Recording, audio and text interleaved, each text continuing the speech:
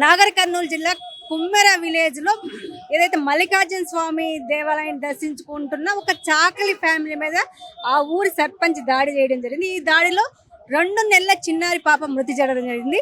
అయితే ప్రస్తుతం మనతో స్కైలబ్ బాబు ఉన్నారు. స్కైలబ్ బాబు గారు ఆ సంఘటనకి వెళ్ళడం జరిగింది, ఆ ఫ్యామిలీని కలవడం కూడా జరిగింది.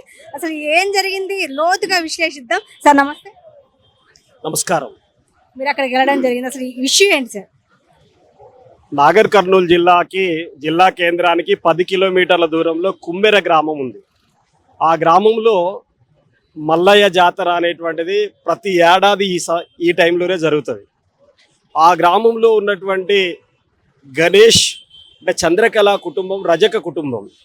అట్లాగే ఆ గణేష్ కులాంతర వివాహం ఒక ఎస్సీ మాదిగ యువతిని ప్రేమించి పెళ్లి చేసుకున్నాడు.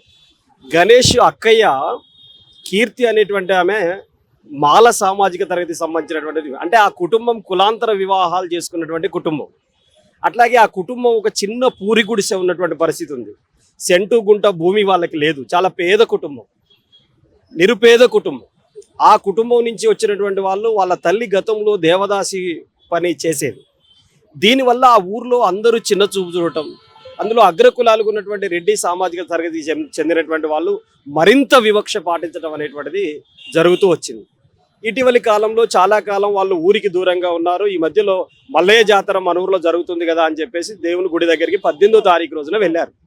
మౌనిక, కీర్తి వీళ్ళందరూ వెళ్ళారు. చంద్రకళ అంటే గణేష్ తల్లి కూడా వెళ్ళారు. వెళ్తే అక్కడ శ్రీనివాసరెడ్డి అక్కడ కూర్చొని మీరు లోపలికి పోవడానికి వీల్లేదు అని చెప్పేసి హుకుం జారీ చేశాడు. నన్ను లోపలికి పోవద్దంటానికి నీకేం హక్కు ఉంది అని చెప్పేసి వాళ్ళు ప్రశ్నించారు. చదువుకున్నటువంటి అమ్మాయిలు ఇద్దరు ప్రశ్నిస్తే ఏమన్నారంటే నేను ఇక్కడ ధర్మకర్తను నేను పోవద్దంటున్నాను కదా, పోవద్దు అని అన్నాడు. ఎందుకు పోవద్దని చెప్పేసానంటే 100 రూపాయలు ఫీజు కట్టండి అన్నాడు. మరి నీకు ఫీజు కడతాను, నాకేమైనా రషీద్ ఇస్తావా అని చెప్పేసి వాళ్ళు ప్రశ్నించి అడిగారు. రషీద్ గిషీద్ అని మాట్లాడుతున్నావు, అదనా సాకలు ఉండవు, బజార్ దానివి, అట్లా ఇట్లా అని బండబూతులు పరుష పదజాలంతో తిట్టిన తర్వాత వీళ్ళు దాంతో కుమిలి అక్కడే ఇబ్బంది పడ్డ తర్వాత వాళ్ళ తమ్మునికి చెప్పింది కీర్తి, ఇట్లా జరుగుతుంది తమ్ముడా, ఇట్లా అన్నారు అది అని అన్న తర్వాత బండబూతులు తిట్టిళ్ళు, నెట్టేసిళ్ళు, పోనీయట్లేదు గుడికి. రాక మేము దేవుని దగ్గరికి వస్తే దేవుడి దగ్గరికి పోతుంటే ధర్మకర్త పేరు మీద ఉన్నటువంటి వాడు దేవుని దర్శించుకోకుండా అడ్డుకుంటున్నాడంటే ఎవరంటే పలానా శ్రీనివాసరెడ్డి అనగానే ఆయన కూడా వీళ్ళని వచ్చి చేసుకోలేదు, కొట్టలేదు, తిట్టలేదు, ఏం చేయలేదు. సోషల్ మీడియాలో వాట్సాప్లో ఏం పెట్టాడంటే అదే మీ చెల్లెల్ని మీ అక్కల్ని ఇట్లనే మీరు బూతులు తిడితే, అదే మేము తిడితే మీరు ఊరుకుంటారా అనేటువంటి ఒక పదం దాంట్లో పెట్టిండు. అదనా సాకలోడివి, అదనా మాదిగ దానివి, మా మీదనే సోషల్ మీడియాలో పోస్ట్ పెడతారా మీరు అని చెప్పేసి ఆ గణేష్ని తీసుకొచ్చి అక్కడే గదిలో 5:30 నుంచి 8:30 దాకా సుమారు 8 మంది 3 విడతలుగా 3:30 గంటల పాటు కొట్టారు. చితక బాదినటువంటి పరిస్థితి ఉంది. ఇట్లా చితక బాదినప్పుడు తల్లి పోయి అడ్డుకుంటే చంద్రకళ పోయి అడ్డుకొని నా కొడుకుని చంపుతున్నారు అని చెప్పేసానంటే ఆ పోయి ప్రాధేయపడ్డది. ఓ దొరా నీ కాలు ముక్త దొరా, అవసరమైతే ఈ ఊళ్ళకెళ్ళి వెళ్ళిపోతాం దొరా, నా కొడుకుని చంపకండి దొరా అని చెప్పేసి కాళ్ళ మీద పడ్డది. కాళ్ళ మీద పడ్డా కనికరించని కర్కోటకులు వాళ్ళు అనేటువంటిది అర్థమైపోయింది. ఆ తల్లిని తంతే పోయి అక్కడ పడిపోయింది. ఆ తర్వాత కొడుకును కాళ్ళతోటి తన్నుతా ఉంటే చివరికి అక్క పసిగుడ్డును 2 నెలల పసిగుడ్డును పచ్చి బాలింతగా పసిగుడ్డును ఎత్తుకొని పోయింది. అక్కడికి పోయి మీరు మమ్మల్ని చూసి కాకపోయినా కనీసం ఈ పసిబిడ్డను చూసైనా కనికరించండి. అప్పటికే మౌనికను కీర్తిని తన్నిండు, కన్న తల్లికి ఉన్నటువంటి చంద్రకళను తన్నిండు. చివరికి ఆ పసిగుడ్డును చూసైనా కనికరించండి అంటే పసిగుడ్డును కూడా తన్నితే అక్కడ పోయి పడ్డది. ఫుట్బాల్ని తన్నినట్టు తన్నిండు. ఎవరు తన్నింది? మధుసూదన్ రెడ్డి అనేవాడు తన్నిండు.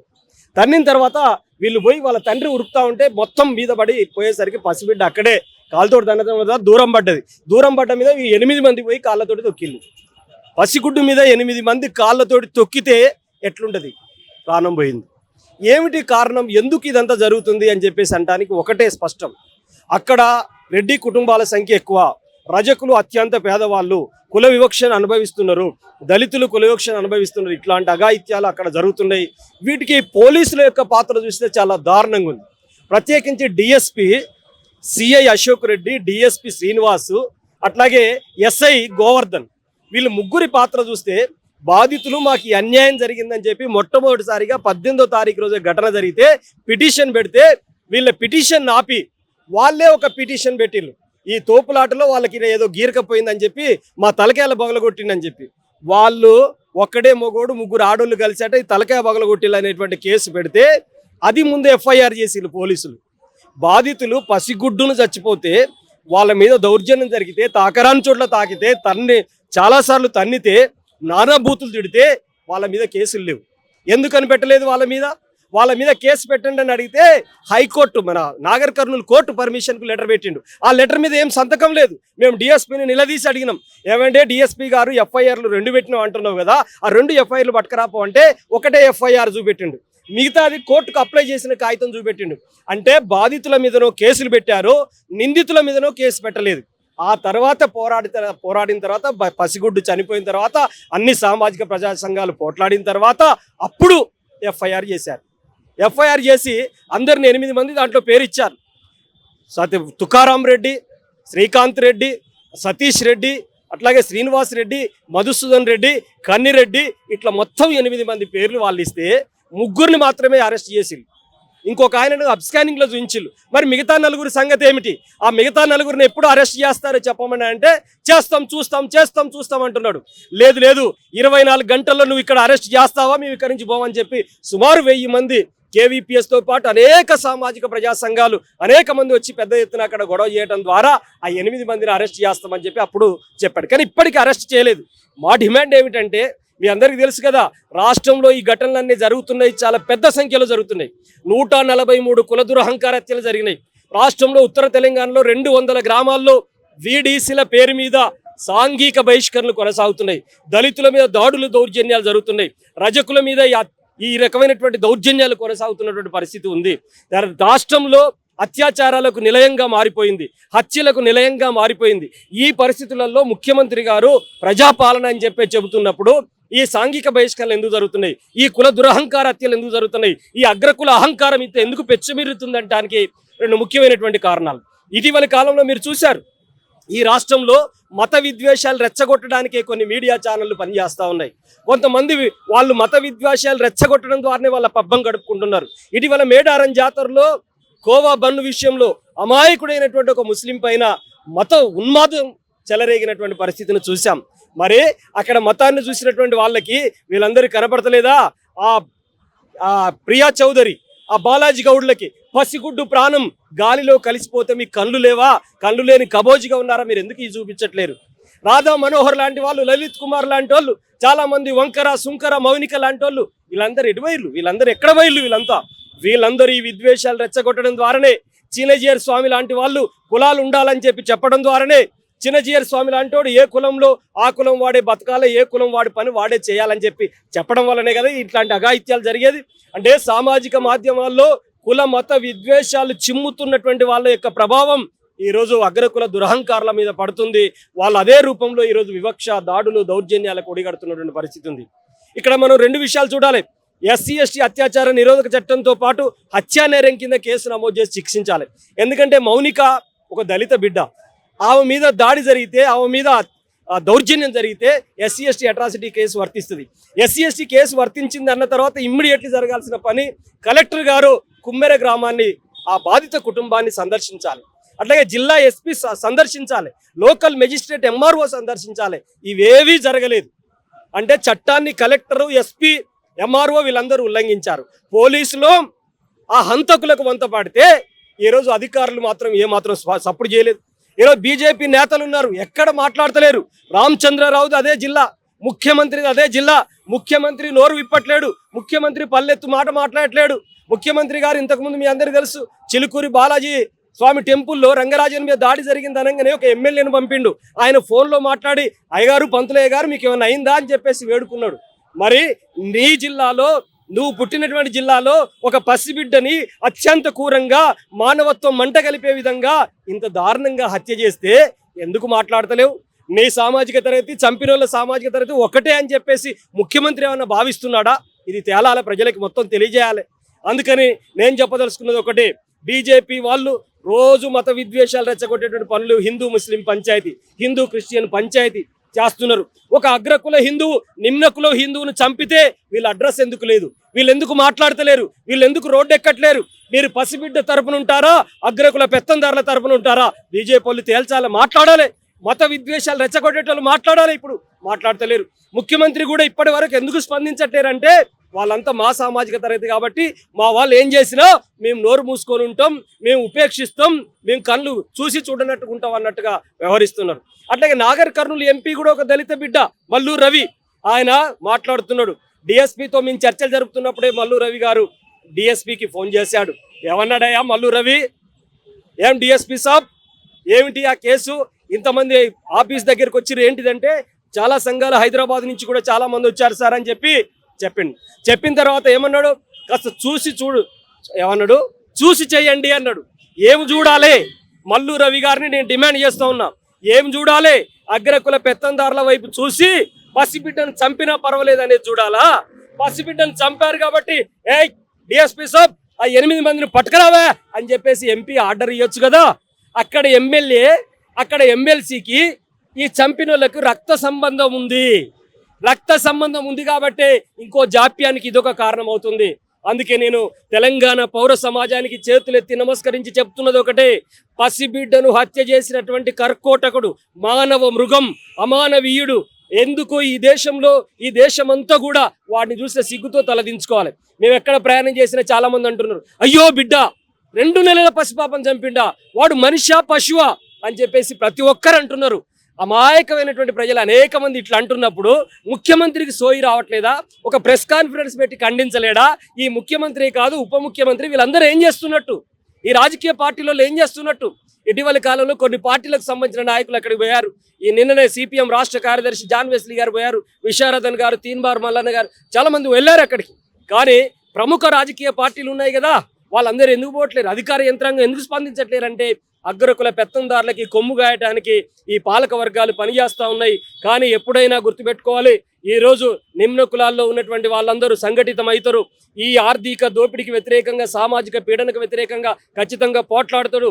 పసిబిడ్డ ప్రాణాన్ని తిరిగి తీసుకురాలేం, కానీ చట్టబద్ధంగా రావాల్సినటువంటి అన్ని రకాల హక్కులు ఆ కుటుంబానికి కల్పించాలి. అందుకే మేము డిమాండ్ చేస్తున్నది ఒకటే, ఆ కుటుంబానికి పూర్తిగా న్యాయం జరగాలంటే ఈరోజు ప్రభుత్వం తక్షణమే 8 మందిని హత్యా నేరం కింద సెక్షన్ అమలు చేయాలి. ఈరోజు 103 పెట్టమని చెప్పేసి అంటే 109 పెట్టారు, అంటే 307 అటెంప్ట్ మర్డర్ పెట్టారు. చాలా బాధ అనిపిస్తూ ఉంది. అటెంప్ట్ మర్డర్ అంటే ఒక దాడి జరిగితే చేయాలి, కానీ పసిపాప చనిపోయిన తర్వాత హత్య జరిగింది కదా, హత్యా నేరం కింద 103 సెక్షన్ పెట్టి హత్యా నేరం కింద శిక్షించాలి. ఎస్సీ ఎస్టీతో పాటు హత్యా నేరం కింద శిక్షించాలి. 8 మందిని రిమాండ్ చేయాలి. అదేవిధంగా ఆ కుటుంబానికి 5 ఎకరాల భూమి ఇవ్వాలి, 25 నుంచి 30 లక్షల రూపాయల ఎక్స్గ్రేషియో ఇవ్వాలి ఆ కుటుంబానికి. అదేవిధంగా ఇందిరమ్మ ఇల్లు ఇవ్వాలి. ఆ కుటుంబంలో ఈరోజు పసిబిడ్డను కోల్పోయినటువంటి కుటుంబంలో ఒకటికి ప్రభుత్వ ఉద్యోగం ఇవ్వాలని చెప్పి డిమాండ్ చేస్తున్నాం. ఇలాంటి ఘటనలు ఈ రాష్ట్రంలో పునరావృతం కాకుండా చూడాలి అని చెప్పేసి అంటే రాష్ట్ర ప్రభుత్వం పారదర్శకంగా చిత్తశుద్ధితోటి మానవీయ కోణంలో ఆలోచించాలని చెప్పి డిమాండ్ చేస్తున్నాం. ఎవరైతే మౌనిక ఈ 2 నెలల బిడ్డని కోల్పోయిన తల్లి పేరు మౌనిక, 9 నెలలు మోసి, కానీ దాదాపు 2 నెలలు కూడా ఎంతో గారంగా తను చాలా ఆశలు పెట్టుకుంటుంది, నా పాపని అలా చూడాలి ఇలా చూడాలని. ఆ మౌనికకి ఎవరు క్షమాపణ చెప్పాల్సిన అవసరం ఉంది అంటే, ఒక దేవుడిని చూడాలంటే ఒక పాప చనిపోవాలా? ఈ రాష్ట్రంలో చాలా మంది అక్కడక్కడ ఉన్నటువంటి కుహానా మేధావులు లాంటి వాళ్ళు ఇంకా కులవివక్ష ఎక్కడుంది, అందరూ కలిసి తింటున్నారు, కలిసి తిరుగుతున్నారు, కులవివక్ష ఉందా అని చెప్పి చాలా మంది అంటున్నారు. అదే నాగర్ కర్నూలు జిల్లాలో బతుకమ్మ సందర్భంలో దేవి నవరాత్రి ఉత్సవాలు జరిగినప్పుడు మాలలు గుడిలోకి పోతా అని చెప్పేసినంటే ఆ మాలల మీద దౌర్జన్యం చేసి మీరు అదనా మాలలు దేవుని దర్శించుకోవడానికి రావద్దని చెప్పారు. ఇప్పుడు నువ్వు అదనా సాకల దానివి, మార్గదానివి, గుడిలోకి రావడానికి వీల్లేదని చెప్పారు. నువ్వు 100 రూపాయలు కడితేనే రావాలని చెప్పేటువంటి పద్ధతులలో ఆ వివక్ష కూడా ఇక్కడ గురి చేయడం అనేటువంటి జరిగింది. ఈరోజు మౌనిక 2 నెలల పసిబిడ్డ ఉంటే ఆ జిల్లా కలెక్టరే అవును, లేకపోతే ఇంకే ఉద్యోగాల్లోకి వచ్చును, ఆ బిడ్డ భవిష్యత్తు ఎలా ఉండును. కానీ పసిబిడ్డను హత్య చేసినటువంటి మురుకులు ఈరోజు క్షమాపణ చెప్పడమే కాదు, ఈరోజు ప్రభుత్వమే ఇలాంటి అఘాయిత్యాలు జరుగుతున్నందుకు ఆ 8 మందిని రిమాండ్ చేసి యావజ్జీవ కారాగార శిక్ష వాళ్ళకి విధిస్తే అది క్షమాపణతో సమానం. నేనేమంటున్నానంటే దీనికి ప్రభుత్వం కూడా బాధ్యత వహించాలి. ఆ 3 పోలీసులు బాధ్యత వహించాలి, డిఎస్పీ, సిఐ, ఎస్ఐ, కేసును తప్పుదోవ పట్టించి హంతకులకు రక్షణ కల్పించి బాధితులను మాత్రం బజారుకి ఇడ్చినటువంటి వాళ్ళ పరిస్థితిని చూస్తే ఉంటే ఒక పోలీసు ఇది జరిగి 1 వీక్ అయింది. ఎవరి కోసం ఈ వివక్ష? ఎందుకు అరెస్ట్ చేయట్లేదు నిందితుల్ని? చట్టము చట్టం ముందు అందరూ సమానులే, చట్టం పేదవాళ్ళకు కూడా ఒకే విధంగా ఉంటుందని చెబుతున్నట్టుగా ఈ ఘటన జరిగిన దాంట్లో లేదు. చట్టం అగ్రకుల పెత్తందారులకు చుట్టంలాగా మాత్రమే ఉన్నది అనేటువంటిది స్పష్టంగా అర్థమవుతుంది. అందుకే ఈ రాష్ట్ర ప్రభుత్వాన్ని నడుపుతున్నటువంటి సామాజిక తరగతి వాళ్ళే, అంటే రేవంత్ రెడ్డి గారి సామాజిక తరగతి వాళ్ళే అక్కడ దాడి చేసిందని ఉన్నాడు. ఆ రేవంత్ రెడ్డి గారికి చిత్తశుద్ధి ఉంటే ఘటన ఆధారంగా పసి పాపను దృష్టిలో పెట్టుకొని వాళ్ళందరినీ అరెస్ట్ చేయాలి, రిమాండ్ చేయాలని చెప్పాలి. అట్లా చెప్పట్లేదు అని చెప్పేసి అంటేనే ఈ చట్టాన్ని వాళ్ళకు అనుకూలంగా మలిచేటువంటి కుట్ర జరుగుతుంది అనేటువంటిది స్పష్టంగా అర్థమవుతున్నది.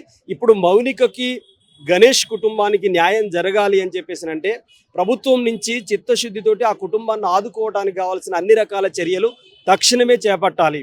ఇప్పటి వరకు ఖండన ఇవ్వలేదు ముఖ్యమంత్రి గారు కానీ ప్రభుత్వం వైపు నుంచి. వాళ్ళు ప్రభుత్వ సహాయమైన అందిస్తారా అనేటువంటిది కూడా అనుమానాస్పదంగా ఉంది. కాబట్టి ఇప్పటికైనా ముఖ్యమంత్రి గారు స్పందించి ఆ కుటుంబానికి న్యాయం చేయాలని చెప్పేసి డిమాండ్ చేస్తున్నాను. తెలంగాణలో ఒక SC/ST కమిషన్ కూడా ఉంది. మరి కమిషన్ ఏమన్నా వాళ్ళ దగ్గరికి వెళ్ళడం జరిగిందా? SC/ST కమిషన్ రేపు వెళ్తా అని చెప్పేటువంటి వార్త తెలిసింది నాకు కూడా. ఇప్పటి వరకు అయితే వెళ్ళలేదు. ఇక్కడ ప్రాబ్లం ఏమొస్తుందంటే అబ్బాయి రజక, అంటే ఎవరు గణేష్ భార్య దళిత, కాబట్టి ఇది రజకుల్దా దళితుల్దా అనేటువంటి స్పందన అది కొంత ఉంది. కానీ ఇది దళితులైనా రజకులైనా SC/ST అట్రాసిటీ కేసు అవుతుంది, దాడి చేసిన కేసు అవుతుంది, అట్లాగే చంపినటువంటి కేసు అవుతుంది. అందువల్ల దీన్ని దృష్టిలో పెట్టుకొని SC/ST కమిషనే కాదు, మహిళా కమిషన్ కూడా వెళ్ళాలి. అక్కడ మహిళా కమిషన్ కూడా వెళ్ళాలి. మహిళల్ని తాకరాలతో తాకడమే కాదు, నానా బూతులు తిట్టడమే కాదు, వాళ్ళపైన దౌర్జన్యం చేయటం. బట్టలు సరిగా వేసుకున్నందుకు శివాజీని మహిళా కమిషన్ పిలిచి విచారించినప్పుడు దాదాపు 5 మహిళల మీద దాడి జరిగినప్పుడు మహిళా కమిషన్ ఎందుకు స్పందించలేదు? మహిళా కమిషన్ ప్రభుత్వం యొక్క ప్రతినిధిగా ఉంటుంది. ప్రభుత్వంలో ఉన్నటువంటి పెద్దలు ఏమి చెప్తే దాని చుట్టూ తిరుగుతుంది. ఆ కోణంలోనే మహిళా కమిషన్ స్పందించలేదు. ఈరోజు బట్టలు వేసుకోకపోవడం అనేటువంటి వాటి మీద స్పందించాల్సి వస్తే చాలామంది బట్టలు లేకుండా తిరుగుతున్నారు. చాలామంది సాములు బాబాల పేరు మీద బట్టలు లేకుండానే రోజువారీగా తిరుగుతున్నటువంటి వాళ్ళు ఉన్నారు. వాళ్ళందరినీ ఎలా చూడాలి?